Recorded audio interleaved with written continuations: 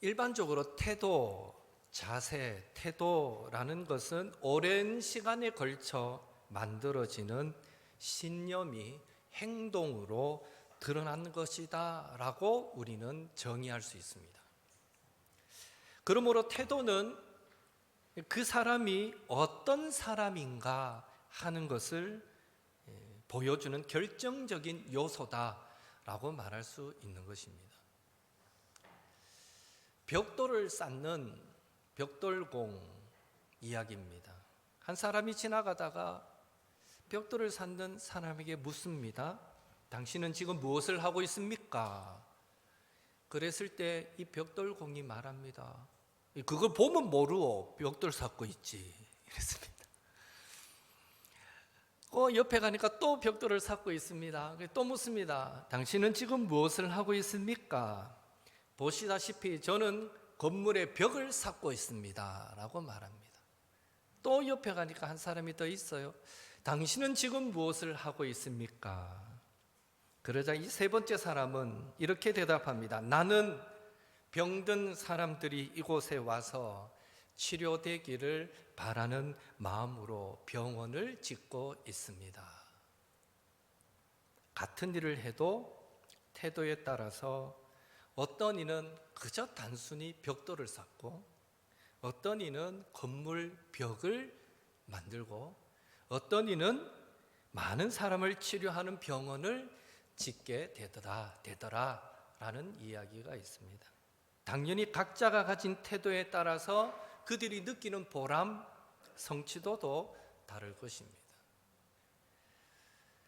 세계적인 연설가이면서 세일즈맨으로 명성을 떨쳤던 지그 지글러라는 분이 있는데요. 한 번은 캔자스 시티 공항에서 있었던 그의 일화입니다. 모든 일을 마치고 집으로 돌아가는 비행기를 타기 위해 탑승구로 갔는데 그때 직원으로부터 죄송하지만 지금 타야 할 항공편이 취소되었습니다 라는 말을 듣게 됩니다. 그 말을 듣고는 이 지글러가 어떻게 대답했을 것 같습니까? 여러분은 어떻게 대답하겠습니까? 지금 집에 가는 비행기를 타야 되는데 타러 갔더니 취소됐대요, 항공편이. 이때 이 지글러는 판타스틱 하고 외칩니다. 이 우리나라 말로 바꾸면 이런 거 아닐까? 얼씨구나 좋다, 뭐 이렇게 반응을 보이는 겁니다. 그러자 직원이 그를 아주 이상한 눈빛으로 쳐다보면서 내 말을 잘못 알아들었나 싶어서 말합니다. 선생님, 지금 제가 비행기가 취소되었다라고 말씀드렸는데요, 도대체 뭐가 그렇게 좋으신가요? 그러자 말합니다. 글쎄요, 비행기가 취소된 것은 분명 이유가 있겠지요. 날씨가 안 좋다든지 기계에 결함이 있든지 말입니다. 어떠한 이유이든지 간에 당신들이 이렇게 결정한 것은 우리의 안전을 위한 것 아니겠습니까? 라고 대답합니다. 그러자 직원은 이제 그제서야 또 말합니다. 사실은 다음 비행기 편도 취소될 수 있어서 앞으로 몇 시간을 더 기다려야 될지 장담할 수 없습니다 라고 말합니다. 그러자 역시 이 지글러는 판타스틱 하고 외칩니다. 아니 또 왜 좋다고 하십니까?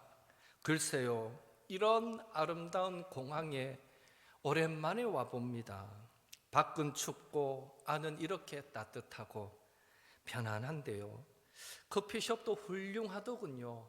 안 그래도 읽을 책을 많이 들고 왔는데 따뜻한 커피나 마시면서 책을 보려고 합니다 라고 이야기를 합니다. 그제서야 이 직원도 웃으면서 마지막으로 응답합니다. 판타스틱 하고 직원도 대답했다라는 말이 있습니다.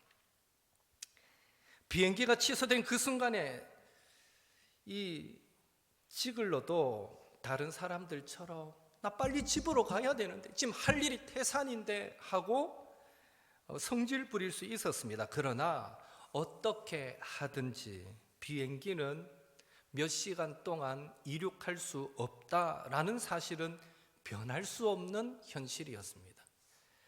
그러니 이왕이면 그 상황을 즐기는 것으로 자신의 태도를 바꿔버림으로 그는 적어도 그의 마음을 행복하게 지킬 수 있었습니다.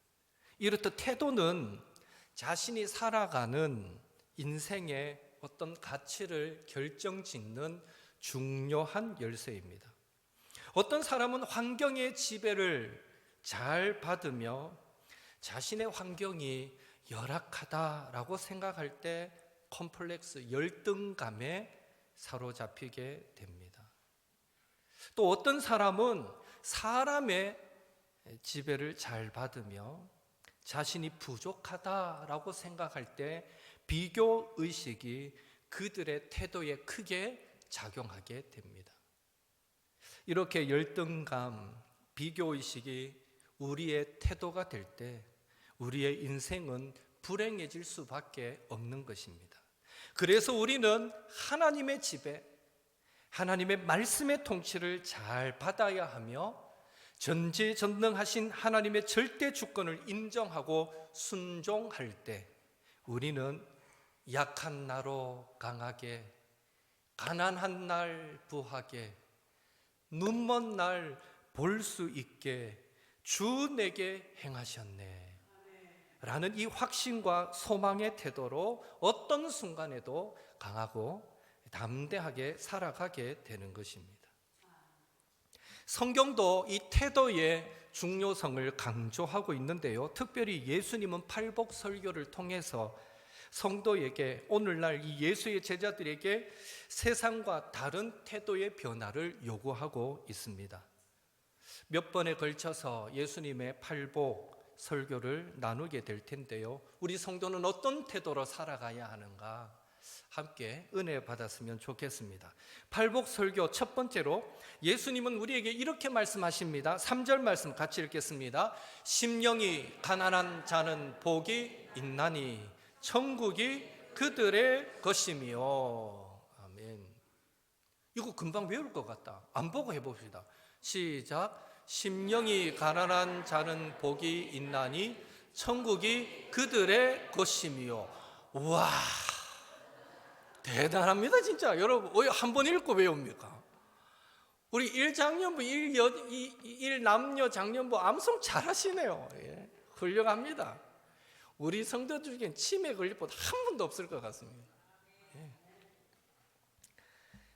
여러분, 심령이 가난한 자가 복이 있다라는 말씀이 참 모순적이다라는 생각이 들지는 않는지요.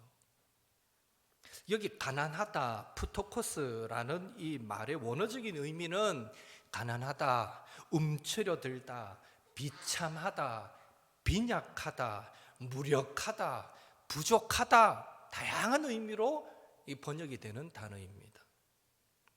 분명 세상 사람들은 말할 것입니다. 심령이 가난하고 빈약하고 무력하고 또 부족한 자가 아니라 오히려 심령이 부하고 풍부하고 강하고 과감하고 공격적이고 진취적인 이런 사람이 더 복된 것 아닙니까? 세상 사람들은 우리에게 그렇게 말할 수 있습니다.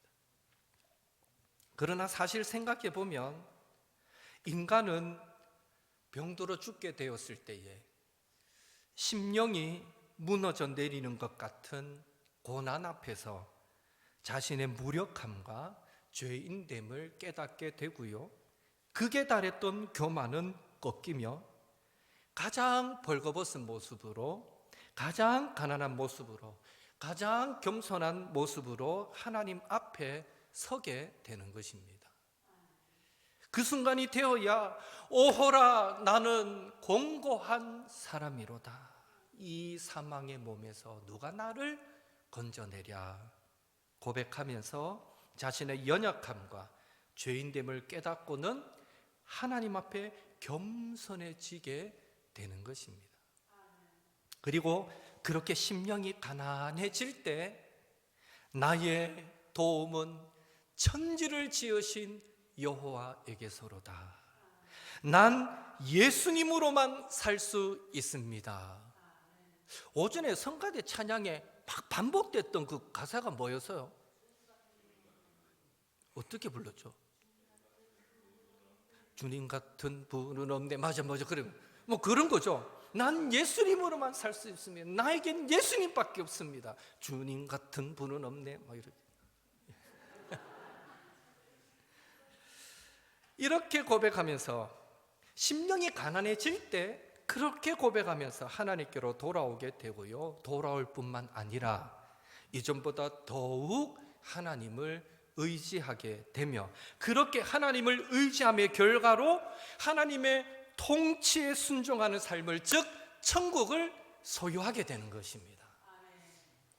여러분, 성경을 읽다 보면 어떤 데는 천국, 하늘나라라고 표현되어 있고 어떤 곳은 하나님 나라라고 기록되어 있는 것을 보았을 것입니다. 특별히 마태복음은 하나님 나라보다는, 하나님 나라가 그 표현이 안 나오는 건 아니에요. 마태복음에 2번인가 3번 정도 나오지만 대부분은 천국이라고 번역합니다. 마태복음은. 왜 이런 차이가 있을까요? 왜 어떤 데는 천국이라고 말하고 어떤 데는 하나님 나라라고 말할까요? 이유는 간단합니다. 마태복음은 유대인들을 대상으로 기록되었는데, 유대인들이 하나님을 경외하는 한 방법으로 하나님의 이름 사용하기를 지극히 꺼려했기 때문에 성경을 기록할 때에, 특별히 유대인들을 잃게 만들려고 기록했던 마태복음을 기록할 때에는 하나님이라는 이 단어 대신에 그 하나님이란 말을 전부 다 하늘로 다 바꾸어 사용했던 것입니다. 그래서 하나님 나라 그렇게 말하지 않고 천국, 하늘나라라고 표현했던 것이죠. 따라서 유대인들이 천국을 말할 때 그 의미는 온전히 하나님의 나라, 하나님의 통치가 임하는 나라, 하나님이 통치하시는 나라, 이런 의미가 되는 것입니다. 따라서 심령이 가난한 자는 복이 있나니 천국이 그들의 것이미요 라는 말의 의미는, 심령이 가난한 자는 죽어서 영토적인 개념의 천국에 들어가게 된다라는 것이 아니라, 물론 우리는 천국에 들어갑니다. 그러나 예수님께서 산상설교에서 심령이 가난한 자는 천국이 저희 것이다 말할 때 그 천국은 장소적인 개념이라기보다는 이 땅을 살아가면서 하나님을 의지하게 될 때에, 심령이 가난하니까 하나님 의지할 수밖에 없잖아요. 하나님을 의지할 때에 전지전능하신 하나님의 그 선하신 통치를 받게 된다라는 의미가 되는 것입니다. 그것이 천국을 소유하는 것입니다. 그러니 심령이 가난한 자가 복되다라고 우리는 말할 수밖에 없는 것입니다. 오늘 예수님은 저와 여러분에게 질문하십니다. 지금 너희 심령은 가난하냐? 너희의 마음은 나는 아무것도 아닙니다. 나는 아무것도 모릅니다. 나는 아무것도 못합니다. 나는 한순간도 못 삽니다. 주님의 사랑이 없고 주님의 생명이 없으면 어떻습니까? 우리의 마음은 이렇게 고백할 만큼 영적인 가난한 비참함을 경험하며 살아가고 있습니까? 너희는 이제 하나님 아버지를 정적으로 의지할 준비가 되어 있느냐? 너희는 이제 하나님의 방식으로 성경적 가치관으로 살아갈 준비가 되었느냐? 오늘 주님은 우리에게도 묻고 계십니다. 만약 그 질문에 아멘, 예 주님 그렇습니다 라고 대답할 수 있다면 우린 예수님으로부터 이런 축복의 말씀도 듣게 될 것입니다. 너희가 하늘 아버지를 의지할 준비가 되어 있으니 너흰 복된 자들이다. 천국이, 선하신 하나님의 통치가 너희의 것이기 때문이다. 우리의 심령은 날마다 가난해져야 합니다. 우리의 심령은 참으로 가난하여져서 하나님만을 의지할 수 있는 사람이 되어야 하고, 내 생각이 앞서는 지옥이 아니라 하나님의 통치가 임하는 천국을 소유해야 합니다. 이런 심령이 가난한 자로 이번 한 주간도 승리하며 살아가시는 우리 모든 성도님들 되시기를 예수님의 이름으로 축원합니다.